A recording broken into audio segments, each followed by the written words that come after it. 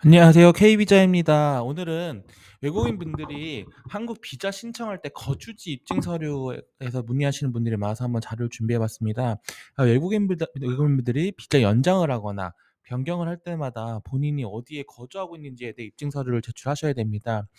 기본적으로 다양한 케이스가 있을 수 있겠습니다. 유학생 같은 경우 학교 기숙사에 거주할 수도 있을 거고, 다른 사람의 이름으로 임대한 계약서에 거주하고 있는 경우, 자신의 이름으로 임대를 계약하거나 소유한 집에 살 수 있을 경우, 고시원, 호텔, 게스트하우스에서 거주하는 경우, 에어비앤비 등에 거주하는 경우, 생각보다 좀 다양한 케이스에 거주하는 경우가 있고, 이 외국인 아까 말씀하신 체류지 등록이라는 것 자체는 단기로 오실 때는 필요가 없지만 90일 이상의 장기로 체류하실 때는 반드시 절차 한 곳을 선정해서 거주하셔야 됩니다.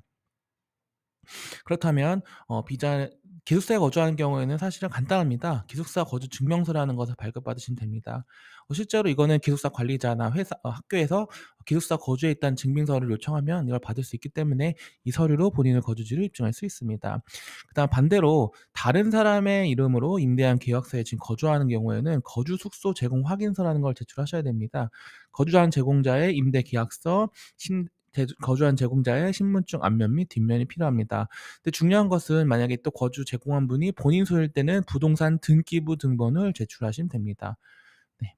그다음에 본인의 이름으로 임대 계약서를 제일 많이 작성되실 경우 같습니다. 본인 명의 임대 계약 체결한 경우 중요한 것은 임대 계약서고요. 임대 계약서를 제출하셔야 됩니다. 네. 그다음 고시원, 호텔, 게스트하우스에 거주하는 경우에는 거주 숙소 제공 확인서, 업소 허가증, 월세 영수증 등을 제출하시면 됩니다. 네. 다시 정리하면 숙박업소 영업 허가증, 지난달 월세 냈던 것들, 거주 숙소 제공 확인서 등을 제출하시면 됩니다.